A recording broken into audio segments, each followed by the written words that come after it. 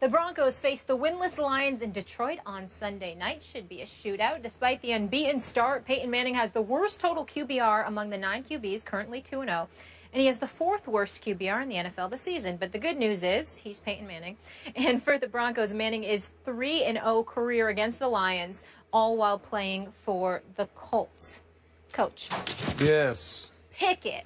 Who wins? Colts, Lions. Broncos, Lions, excuse me. Oh, Denver. Their defense, if you watch how these guys are playing defense right now, Wade Phillips really has done a fabulous job with a talented defense. These guys were pretty good last year, but now the way they're playing, they're taking the ball away in bunches. They're not allowing you a lot of points. They're playing very good in known situations. Third downs right now are off the charts, only 10%. And in the red zone, only 20. This is why the point total's down.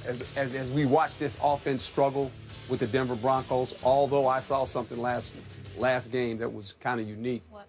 When they struggled early in the offense that Coach Kubiak wants to run, he decided, you know what? Let me just put Peyton Manning in the gun, and you just go ahead and get us out of this mess. That's right. You got him out of the mess. Yep. Do I think he's the Peyton Manning of 2 or 3 years ago? No. Going forward, I want to see how they continue to play offense. But in Peyton's favor right now, he has a defense that is going to allow him a short field, and the defense has won the first 2 games, by the way. They've scored twice. They scored the first game of the season toward the end, and they make the big play against Kansas City at the end and win another game. So this defense is really the forefront of how they're playing, and hopefully Peyton Manning and his offense can figure out who they want to be. They have no identity right now. Half of Kubiak's offense, half of his Peyton's offense, and you can see there's a struggle. It's not turmoil, but there's a struggle. What do we want to do? And last week, Kubiak kind of gave in. He said, you know what? We're not moving the ball. Can you go back there and just call it from the line of scrimmage, just kind of do what you do? So I want to see where it goes after this. Yep. Stephen A.? With everything Coach said about Peyton Manning, and Skip has been saying it as well, so kudos to both of you guys. Peyton Manning doesn't seem to be himself, but obviously that has a lot to do with the offense that he's been asked to execute, and Gary Kubiak ultimately leaned on him out of that shotgun in order to help save the day. But the defense has been absolutely phenomenal at particular junctures throughout this early part of the season thus far. Denver's defense looks incredibly impressive, but the reason why the subject of the Denver Broncos doesn't necessarily interest me that much in this particular game, guys, is simply because of this. It doesn't matter that much, because based on the Lions team that we're seeing, it's a shell of itself. It's back to the days where Schwartz was the head coach. Jim Caldwell doesn't seem to have his fingerprints on this franchise right now. The loss of Ndamukong Suh and Fairley and those boys clearly has affected this defense. When you look at the Lions right now, they're ranked 28th in the league defensively, 24th against the pass, 28th against the rush, 30 in yards allowed. They gave up 199 yards rushing to the Minnesota Vikings last week. They seem to be a shell of themselves. That's defensively.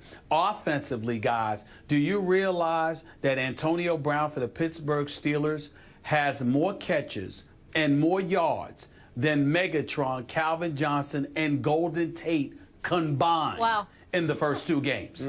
But combined, he has just as many receptions, because they have 22 combined, Megatron 12, Golden Tate 10, and he has more yards, or actually more than 100 yards. They've got like a 222 yards combined, something like that on the season, and Antonio Brown has 328. Now, we know Antonio Brown is great. We understand the job that he's doing with Ben Roethlisberger in Pittsburgh, but this is Megatron we're talking about, with a guy that can throw the football and Matt Stafford, even though he's not big Ben Roethlisberger. He's good enough. The combination of him and Golden Tate, particularly due to the fact that you don't have a power runner, because you got Jacques Bell and you've got Amir Abdullah out of Nebraska there as your running backs right now, and Abdullah's averaging over 4 yards a carry. But the point is, guys and girls, here's the deal. You have no power running game. Your receivers aren't doing but so much. Your quarterback is only completing 61% of its passes, and your defense is a shell of what we've known them to be throughout recent memory when Ndamukong Suh was on that defensive line along with Fairley. So the combination of all of those things seems to me like the bigger issue here is not whether or not Peyton Manning and those guys are going to get it together, because with his IQ, his football IQ, the cerebral approach he has to the game, with the intelligence that Gary Kubiak knows along with John Elway to give the ding to Peyton Manning when all else fails, and with that defense looking better, I think it's safe to say that the Denver Broncos, win, lose, or draw, are going to be just fine. It's the fact that we're looking at a Detroit Lions team, and we're saying to ourselves, who the hell are these guys? We don't recognize Stafford. Maybe we do recognize him, but we don't recognize Megatron. Golden Tate was supposed to be doing a better job. It would have been nice for them to have a better running game, offense and defensively. Detroit has problems, and they had better fix it, because it's going to be after they're 0-3. Because the way they're looking right now, the only reason we have any clue as to whether or not they could beat Denver is because they'd have home field advantage at Ford Field, and that's a good crowd when they get on your side and really try to rally the troops. And Detroit plays a little bit differently on their home turf. But they're not in the same class as Denver right now. They seem to be all over the place, which is shocking when you consider the fact that Jim Caldwell is their coach. We expected better. We're not getting that right now. Wow. you know, today, you are really impressive. I got to give you kudos. You are Stephen A. Stats today. I've never heard anything like it. I got to get me a researcher like yours, because yours is really good. Stop right now. The person who deserves credit for all of that is Skip, because, Coach, literally, Skip Bayless has me at home. I'm literally watching tape and studying because I have to debate this. Well, you were doing a good job the first weekend in the room with us when we were watching games. You were visiting with me, Coach. and you were helping me too. Coach, I was telling Skip how you were coaching me about how corners play the position. Yeah. You were showing me. Yeah. Doing a good job. I know. Education. Learning this game. And oh, by the way, Skip, real quick, Tom Jackson, my man Keyshawn, Chris Carter, and those boys, huge help as well. Yep. I cannot take credit from any of y'all. Shout out to the countdown crew and Herm. That hasn't helped you in picking games so far this year. That's a whole nother issue. We knew it was coming. We needed the backhanded I got a few of them right, compliment. Skip. Skip, you're just beating me the first 2 weeks, okay. but it's just 2 weeks. It's early. I got more than half. I got more than half my picks right. You just got me by about 4 games. Okay. That's and now all. I'm a prop for you to jinx the teams that you want. I see what you did earlier. I didn't get it. I see how he rubs it in. It's okay. Are you gonna pick Detroit? Yeah, picking Detroit? now because your I'm back's not against picking the wall. Detroit. Back to business. I agree with everything you said about the Lions. But here's what's ironic about it. I always thought something was missing on that football team with Sue on it. Yeah. Something was missing. No. Now a whole lot more is missing, right? Right. There's a Matthew Stafford issue. He's beat up. We know that. He's got some physical ailments. We know that. But and mental ailments. Okay, well, here's my point. Now, I don't want to be too harsh here, because I like him personally a lot. Good guy. So do I.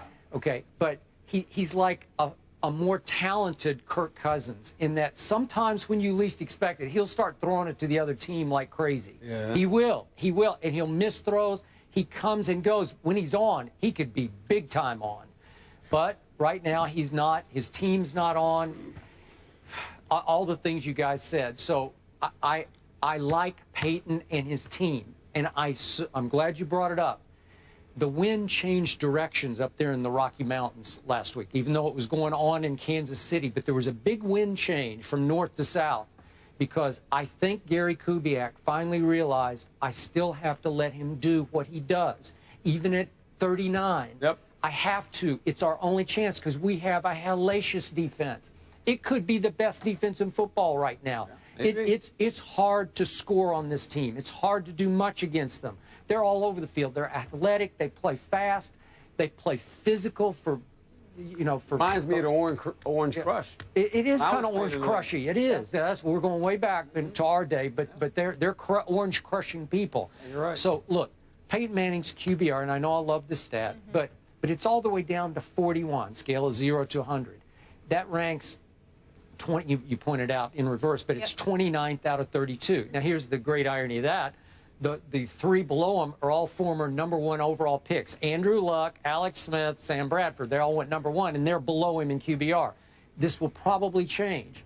But look, the reason Peyton's is a little misleading is that the other night against the arch rival in their asylum of a stadium, and you Oh, coach there. it was. Okay, hey, does it Hard get much place to louder? play doesn't get it was, Ooh, yeah, ooh. unbelievable. Okay, so there's 2:27 left in the game. It's teetering, and Peyton says, "Watch this." I thought that was special because No doubt. Peyton Manning said, "I'm going to go 80 yards in 10 plays.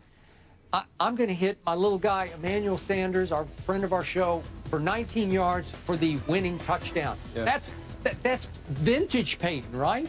Oh. I thought he looked like 29-year-old Peyton. Let me ask right? you this, though, Skip, and Stephen A. can probably chime in on this, too.